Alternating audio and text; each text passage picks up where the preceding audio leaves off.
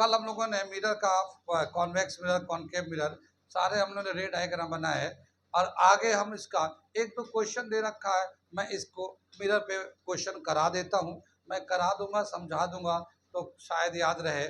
और देखते क्या है कैसे है। क्या दे रखा है, एक कॉन्वेक्स मिरर है, क्वेश्चन दे रखा है, एक कॉन्वेक्स मिरर है, इसका रेडियस ऑफ कर्वेचर जो है 3 मीटर है। ठीक है, रेडियस ऑफ कर्वेचर 3 मीटर है।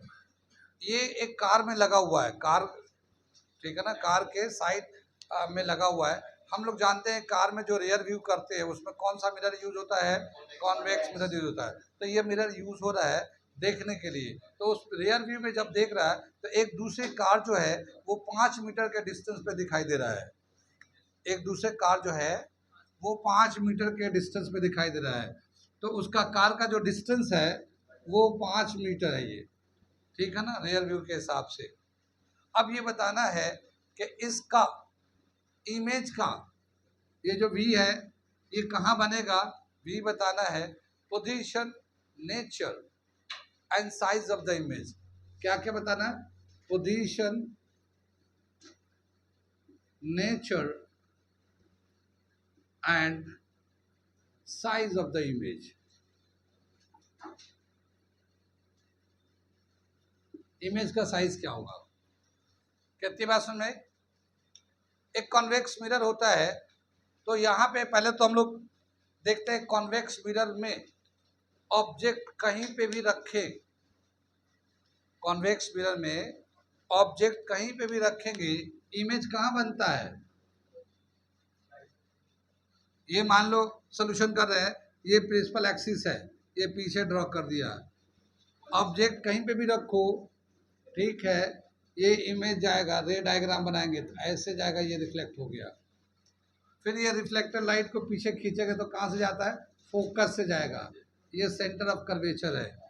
एक दूसरा रेज यूज करेंगे हम लोग इसके लिए, सेंटर ऑफ कर्वेचर के लिए, ऐसे जाएगा तो ये जाएगा नहीं, तो ये वापस ऐसे वापस चला जाएगा। तो यहाँ पे इमेज बनेगा, कहाँ पे बनेगा, नियर फोकस और in between pole and focus image बनेगा। पोजीशन बता दिया हम लोगों ने, कहाँ बनेगा, near focus, in between pole and focus, ये भी बोल सकते हैं। नेचर क्या होगा इसका, ये नेचर लिखा है ना, नेचर, ये वर्चुअल होगा, इरेक्ट होगा, स्मॉलर इन साइज होगा, बिहाइंड द मिरर होगा, मैग्निफिकेशन लेस देन 1 होगा, पॉजिटिव होगा। ये नेचर हो गया। कहाँ से आए ये, कल जो हम लोगों ने रे डायग्राम हमने बताया था उसी में ये सब बताया था। तो अगर वो याद होगा तब ये दोनों हो गया। अब हमें साइज ऑफ द इमेज बताना है, ठीक है। तो साइज ऑफ द इमेज निकालने के लिए पहले हम लोग भी निकालते हैं, तो पहले भी निकालते हैं, ठीक। अब क्या हुआ कि साइन कन्वेंशन के हिसाब से एक ऑब्जेक्ट जो है, ये जो कार है ये दिख रहा है यहाँ पे 5 मीटर, तो ये लेफ्ट में होगा, तो 5 मीटर माइनस में लेंगे, हमें भी निकालना है। तो u into F upon u minus F, ये फॉर्मूला लगा देंगे। एक शॉर्टकट फॉर्मूला बताया था ना, ऊपर में मल्टीप्लाई नीचे माइनस, तो u जो होगा -5 होगा, ठीक है ना। फोकल लेंथ कितना हो जाएगा इसका, कॉन्वेक्स का फोकल लेंथ पॉजिटिव होता है क्योंकि इसका फोकस इधर आएगा, तो मिरर के राइट में आता है। और ये फोकस जो है ना, रेडियस ऑफ कर्वेचर का आधा होता है। यहाँ पे दे रखा रेडियस ऑफ कर्वेचर कितना, 3, तो ये 3 को 2 से डिवाइड कर दो, 1.5 हो गया। तो फोकल लेंथ कितना है यहाँ पे, 1.5, ये तो ये 1.5 हमने लिख दिया, और ये पॉजिटिव रहेगा क्योंकि मिरर के राइट में आ रही है, ठीक। ये नीचे आ जाएगा -5, फिर ये -1.5, कितनी बात समझ में आई। इनको हम लोग ऐसे ही रखते हैं, मल्टीप्लाई करेंगे तो माइनस ही रहेगा, 5 इंटू 1.5, ये माइनस में ही रहेगा, और ये दोनों प्लस हो जाएंगे, कितना हो जाएगा 6.5, ये माइनस में ही आएगा, ये भी, ये माइनस से माइनस कैंसिल हो जाएगा ये, ठीक है। और डेसिमल से डेसिमल कैंसिल कर लेते हैं, 5 3 ज़ा 15, 5 13 ज़ा 15 अपॉन 13, ये 1.5 1.15 के आसपास आएगा ये आ गया v का वैल्यू, पोजीशन। कितनी बात सुन में, इमेज कहाँ बन रहा है 1.15 मीटर, पॉजिटिव मतलब इधर बन रहा होगा, ठीक। जबकि इसका फोकल लेंथ कितना है 1.5, यानी यहाँ से यहाँ तक 1.5 है, लेकिन इमेज कहाँ बन रहा है 1.15 पे बन रहा है। यहाँ पे इमेज बन रहा है, ये फोकल लेंथ है, ठीक है ना, यानी पोल एंड फोकस के बीच में बनेगा। अब हमसे पूछा है कि हाइट ऑफ द इमेज बताइए, कितनी बात सुन रहे हैं। तो मैग्निफिकेशन का फॉर्मूला याद है, ठीक है ना, इसे मैं मिटा दूं, समझ में आ रहा है ये न्यूमेरिकल कैसे करेंगे।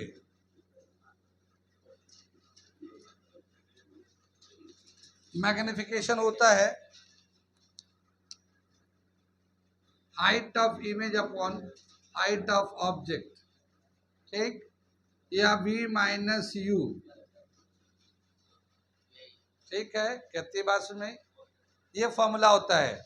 तो v का वैल्यू कितना आया हमारा, ये आया 15/13 माइनस में आया है। u का वैल्यू कितना आया हमारा -5, ठीक, माइनस से माइनस कैंसिल हो जाएगा, ये आ जाएगा 15/13 इंटू 5 से काट दो 3/13, यानी कि 0.2, ठीक है ना, 0.23 के आसपास आएगा। यानी कि जो साइज है वो height of the image upon height of the object ले लिया, तो ये इतना आया है, height of image is equal to 0.23 into height of object, तो ये हमारा साइज आ जाएगा। या यूं कहिए कि ये जो रेशियो लेंगे तो 0.23 आएगा। हाइट ऑफ द इमेज का, इमेज जो है ऑब्जेक्ट के कंपेयर में इतना बड़ा होगा, इसको मल्टीप्लाई करके निकाल लेंगे। ऑब्जेक्ट का साइज दिया हुआ नहीं है, तो इसीलिए हम लोग यहाँ पे वैल्यू नहीं डाल सकते। कितना समझ में आया ये कॉन्वेक्स का, जो हम लोगों ने प्रॉपर्टीज बताए थे वही प्रॉपर्टीज, पोजीशन सब काम में आएगा आपके। अगला एक सवाल मैं बता रहा हूँ, इसे नोट करना तो नोट करो।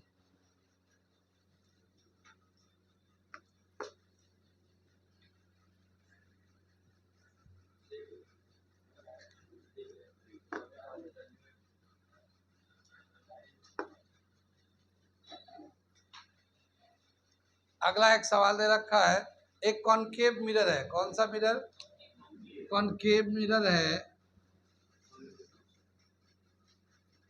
इसका फोकल लेंथ दे रखा है 15 सेंटीमीटर, ठीक है। एक ऑब्जेक्ट को रखा गया है 25 सेंटीमीटर के डिस्टेंस पे। इस ऑब्जेक्ट का जो साइज है, साइज ऑफ द ऑब्जेक्ट है वो 4 सेंटीमीटर है। तो बताना है position, nature and size of the image, कहाँ बनेगा, क्या नेचर होगा और कितना साइज होगा इमेज का। क्वेश्चन दे रखा, an object of 4 centimeter placed at 25 centimeter in front of a concave mirror of focal length 15 centimeter.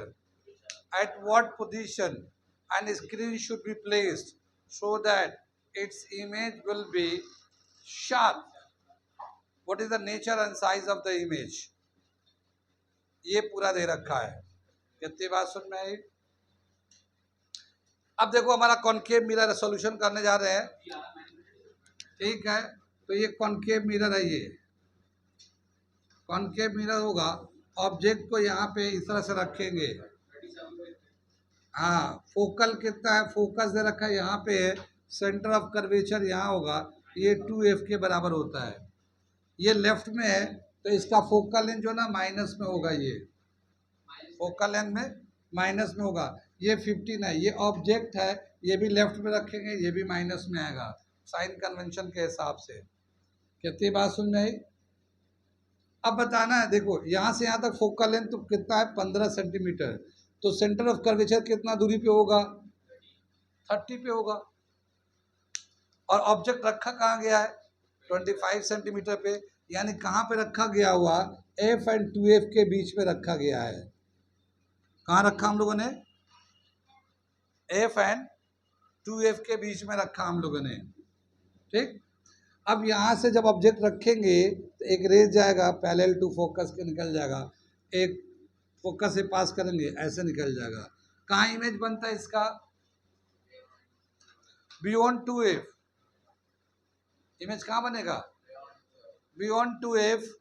Real होगा, इन्वर्टेड होगा, इनलार्ज होगा। 2f के बाहर बन रहा है ना ये, तो जैसे 2f से बाहर जाता है बड़ा बनने लगता है, इनलार्ज होगा। मैग्निफिकेशन ग्रेटर देन 1 होगा, माइनस में होगा। यही तो नेचर है। किसी को कुछ याद नहीं, सिर्फ मुझे ही याद है, ठीक है। कल बताया था ना कि ऑब्जेक्ट को कहाँ रखेंगे तो इमेज कहाँ बनेगा, और उसी प्रॉपर्टीज को तो याद रख के बनाएंगे हम लोग। अब इसका जो इमेज का जो डिस्टेंस होगा 30 से तो ज़्यादा ही होगा, 30 से ज़्यादा ही होगा, क्योंकि यहाँ सेंटर ऑफ कर्वेचर बाहर बनेगा और सेंटर ऑफ कर्वेचर तो 30 पे है, 15 ये है और 15 ये, 30 हो गया, 30 के बाहर ही बनेगा, ठीक है। आगे चले, हमें v निकालना है, तो v कैसे निकालेंगे? u into F, you minus F, ठीक है। साइन कन्वेंशन के हिसाब से डाल देते हैं। u कितना है? -25, f कितना है? -15, नीचे है -25 -15। जो जो साइन कन्वेंशन था हमने साइन कन्वेंशन जरूर यूज करेंगे फॉर्मूले में, तभी जाके आंसर सही आएगा। कितना आ गया? माइनस से माइनस को मल्टीप्लाई करेंगे, ये इतना आ जाएगा, और ये माइनस माइनस प्लस, -25 प्लस 15 आ जाएगा, ये -25 15 जाएगा, -10 आ जाएगा, ठीक है। माइनस के 10 आ जाएंगे, ये 5 से काटो, 5 से जा 5 2 जा, ठीक है। ये आ जाएगा 75/2, और ये आ जाएगा माइनस में 37.5 सेंटीमीटर। माइनस का मतलब क्या हुआ? ये इसी की तरफ लेफ्ट में ही बनेगा, ये लेफ्ट में ही बनेगा ये। तो नेचर बता दिया हम लोगों ने, पोजीशन बता दिया, अब साइज बताना है। ऑब्जेक्ट का साइज रखा 4 सेंटीमीटर, ठीक है ना। अब हम लोग मैग्निफिकेशन निकालेंगे, height of the image upon height of the object, या फिर -v/u ले सकते हैं, ठीक है। हाइट ऑफ द इमेज निकालना है तो v का वैल्यू कितना है? -75, -75/2। ये हम लोग माइनस की जरूरत नहीं पड़ेगी क्योंकि माइनस ऑलरेडी यहाँ पे है, और u जो है ना -25 है, u जो है -25 है, ये डाल दिया। और ये हाइट ऑफ द ऑब्जेक्ट है, यहाँ पे ऑब्जेक्ट का हाइट 4 सेंटीमीटर डला हुआ है। ये माइनस से माइनस कैंसिल हो जाएगा, नहीं डालना पड़ेगा, ये माइनस रहेगा ये, ठीक है। हाइट ऑफ द इमेज ये क्या हो जाएगा? -75/2 इंटू 25 इंटू 4। ये हाइट ऑफ द ऑब्जेक्ट 4 दे रखा है, 5 से काट देगा 3, 2 से काट लो 2, -6 सेंटीमीटर। माइनस का मतलब क्या हुआ कि ये जो इमेज जो है ना उल्टा बन रहा है, उल्टा बन रही है। ये ऐसे रखा था तो इमेज ऐसे बना हुआ है, और 6 सेंटीमीटर का बनेगा, यानी 4 का था, अब वो बड़ा दिखेगा, 6 सेंटीमीटर का लार्जर हो गया।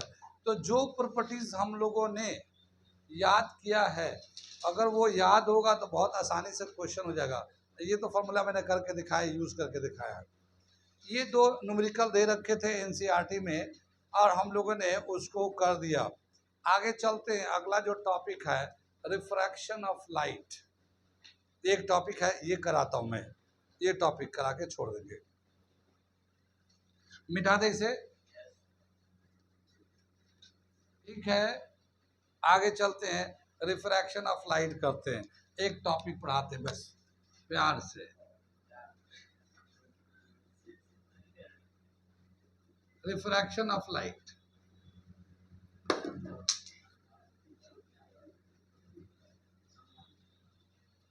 ठीक है।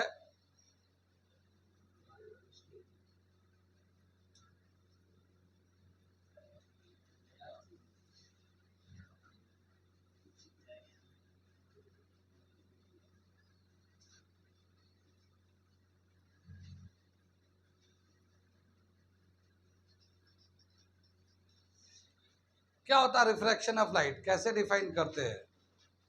जब भी कभी लाइट एक मीडियम में चलता है, एक मीडियम में, तो स्ट्रेट लाइन में चलता है। जैसे एयर में चल रहा है तो स्ट्रेट लाइन में चलेगा, वाटर में चलेगा तो स्ट्रेट लाइन में चलेगा, ठीक है। लेकिन जब भी कभी लाइट एक मीडियम से दूसरे मीडियम में इंटर करता है, जब भी कभी लाइट एक मीडियम से दूसरे मीडियम में इंटर करता है, तो वो जो है पाथ जो है ना बदल जाता है, बेंड करता है, ठीक है।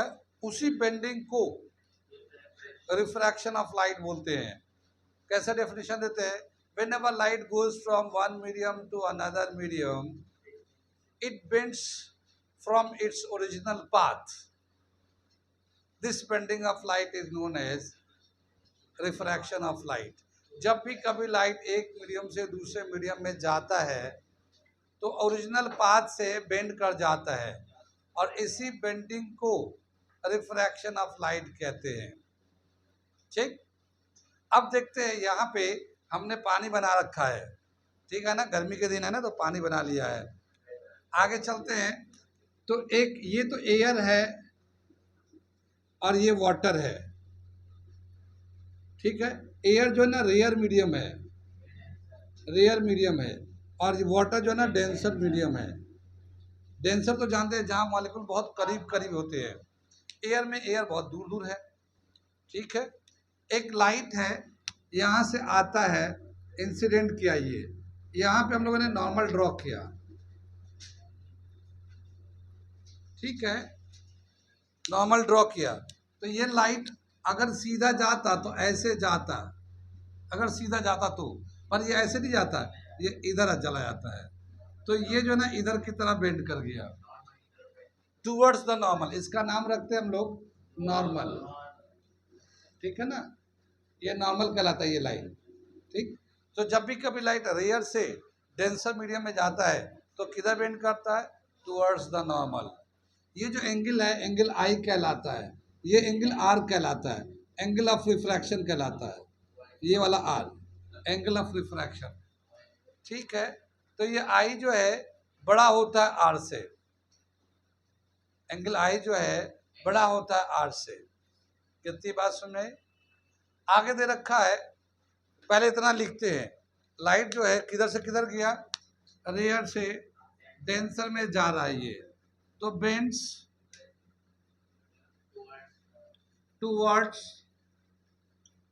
नॉर्मल, नॉर्मल की तरह बेंड करता है। Angle i is greater than angle r. इतनी बात समझ में आ गई? अब एक जो है ना, हम लोग लाइट का सोर्स लेते हैं डेंसर मीडियम में, मान लो पानी में लाइट जला दिया किसी सोर्स से, आजकल चल सकता है, ठीक है ना, आजकल चल सकता है, कहीं भी लाइट जल सकता है। तो पानी में हमने लाइट जलाए, लाइट बहुत जा रहे हैं, पर एक लाइट को हम लोग यहाँ से लेते हैं, ये यहाँ से इंसिडेंट किया, तो ये एंगल ऑफ इंसिडेंट कहलाएगा, ग्रीन कलर से दिखा रहा हूँ।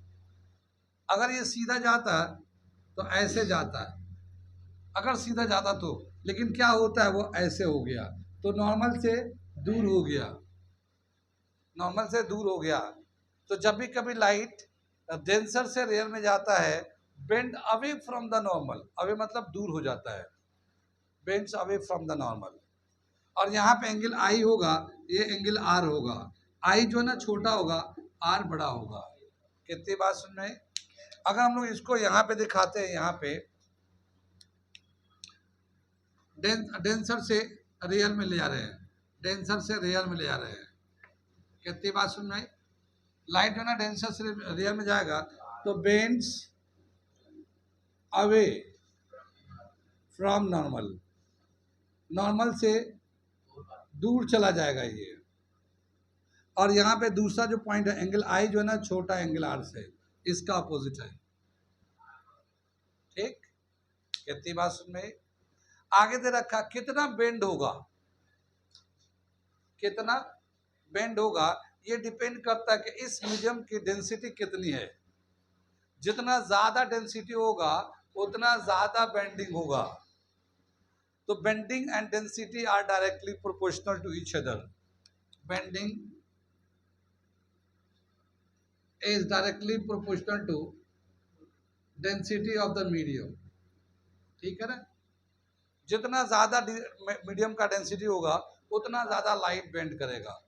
कम डेंसिटी होगा, कम बेंड करेगा। जैसे मान लो हमने ये वाटर लिया, ये मडी वाटर भी हो सकता था, ये मडी वाटर भी हो सकता था ये हमारा, या फिर ऑयल हो सकता था। ऑयल में भी कई तरह के, मस्टर्ड ऑयल होता है, केरोसिन ऑयल है, पेट्रोल है, कुछ भी हो सकता था ये। ठीक है, इसमें क्या हुआ कि अलग अलग डेंसिटी हो सकता है, डिपेंड करता है। या एक होता है टैप वाटर होता है, एक फिल्टर वाटर होता है। फिल्टर वाटर में कोई भी पार्टिकल नहीं होते, जैसे आजकल हम लोग पीने में इस्तेमाल करते हैं। अगर नल से निकालेंगे तो उसमें बहुत सारे मिनरल्स होते हैं, लेकिन अगर हम लोग वही एक्वागार्ड से निकालेंगे तो सारे मिनरल निकल जाते हैं। ठीक है, तो एक्वा का पानी पीना खतरनाक है जवान बच्चों के लिए। ठीक है, उनकी हड्डियाँ कमज़ोर हो जाएंगी, क्योंकि मिनरल मतलब वो ठंडा पानी है, वो एक्वा का पानी थोड़ी है। अबे ये तुम्हें तो वो पानी ठंडा है। आगे चले हम लोग, क्योंकि मिनरल जो चाहिए बॉडी में उतना मिनरल मिलना चाहिए। पानी एक बहुत ही इंपॉर्टेंट रिसोर्स है मिनरल के लिए। ठीक है, वाटर सॉल्युबल मिनरल्स। आगे चले हम लोग, बायोलॉजी में पढ़ा तो होगा, खेती बासन में। तो जितना ज़्यादा डेंसिटी होगा उतना ज़्यादा बेंडिंग हो गया। अब कितना बेंड करेगा उसको रिप्रेजेंट करने के लिए एक लॉ दिया है, नाम है उसका स्नेल्स लॉ। ठीक है, मिटा दो इसे, ये 2 पॉइंट मिटा दे रहा हूं। ये तो हमने लिख दिया रेयर टू डेंसर के लिए। आगे देख लो क्या दे रखा है, ये स्नेल्स लॉ। ये रिफ्रैक्टिव इंडेक्स निकालने का तरीका है, म्यू से भी दिखाते हैं, एनसीईआरटी में एटा से भी दे रखा है। ये कहलाता है म्यू, ये कहलाता है एटा। ठीक है, sine i upon sine r, sine i upon sine r, Snell's law कहलाता है। आई ये जो एंगल ऑफ इंसिडेंट है, और आर जो है एंगल ऑफ रिफ्रैक्शन है। ठीक है, इसका कोई यूनिट नहीं होता, रिफ्रैक्टिव इंडेक्स का कोई भी यूनिट नहीं होता, यूनिटलेस टर्म है ये म्यू, या फिर जो भी दिखाते हैं। ठीक, इस पे हम लोग बोल देते हैं, एक क्वेश्चन कर लेते हैं। अगर मान लो एंगल ऑफ इंसिडेंट 45 डिग्री है और एंगल ऑफ रिफ्रैक्शन 30 डिग्री है, तो कितना होगा म्यू का value? If i is 45 degree and r is 30 degree, what is the value of mu, refractive index? ठीक है, साइन 45 डिग्री ऊपर ले लेंगे आई के जगह पे, और साइन 30 डिग्री नीचे ले लेंगे। साइन 45 का वैल्यू होता है 1/√2 और साइन 30 का वैल्यू होता है 1/2, 2/√2। तो ये √2 आ जाएगा कट के, तो ये √2 आ जाएगा रिफ्रैक्टिव इंडेक्स। √2 का वैल्यू होता है 1.41, 1.42 ले सकते हैं, इतना भी डेसिमल में ले सकते हैं। तो एंगल अगर दिया हो तो जो स्टैंडर्ड वैल्यू है हम लोग जानते हैं, 0 डिग्री, 30 डिग्री, 45, 60, 90, ये तो याद ही है, उसको डाल के निकाल सकते हैं। ऐसा एक क्वेश्चन बन सकता है, पूछने को क्या है, कुछ भी पूछ सकता है। तो स्नेल्स लॉ के हिसाब से ऐसे sine i upon sine r, refractive index speed of light से भी निकाल सकते हैं, स्पीड ऑफ लाइट से भी निकाल सकते हैं रिफ्रैक्टिव इंडेक्स। मिटा दूं मैं इसे, स्पीड ऑफ लाइट जानते हैं एयर में कितना होता है?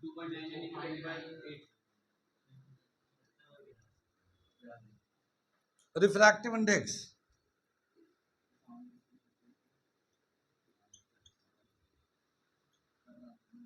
म्यू से दिखाते हैं हम लोग। ठीक है, म्यू से दिखा, स्नेल्स लॉ से तो साइन था। इसको कैसे निकालते हैं? Speed of light in air, speed of light in air upon speed of light in medium, speed of light in medium.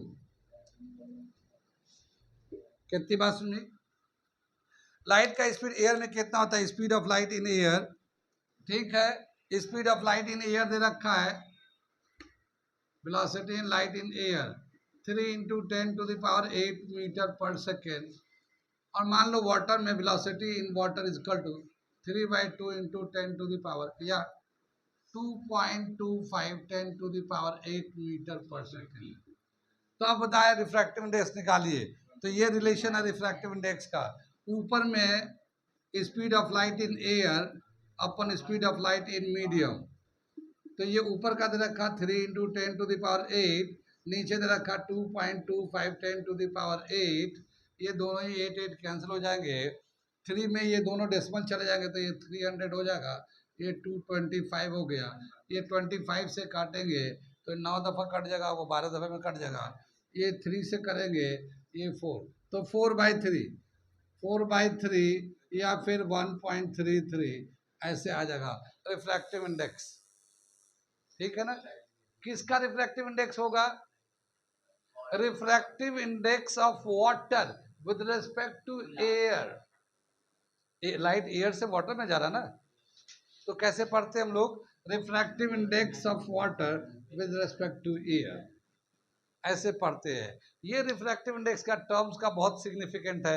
12th class में फिजिक्स है और लाइट भी है। फिजिक्स में लाइट है। लाइट एक यूनिट नहीं, दो यूनिट है, रे ऑप्टिक्स, वेव ऑप्टिक्स। और रिफ्रैक्टिव इंडेक्स हम लोग स्पीड ऑफ लाइट से भी निकाल सकते हैं। आगे दे रखा है एक और तरीका, लेकिन वो आपके कोर्स में नहीं है तो जाने दो। ठीक है, आगे चलेंगे हम लोग। जब भी कभी लाइट एक मीडियम से दूसरे मीडियम में जाता है, डेंसर मीडियम में जाता है, तो बेंड करता है। ठीक है, आगे आपके कोर्स में बहुत काट दिया है और काटने के बाद दे रखा लेंस। तो अब लाइट को जब लेंस से पास करेंगे तो क्या होगा, वो अगले क्लास में बताते हैं।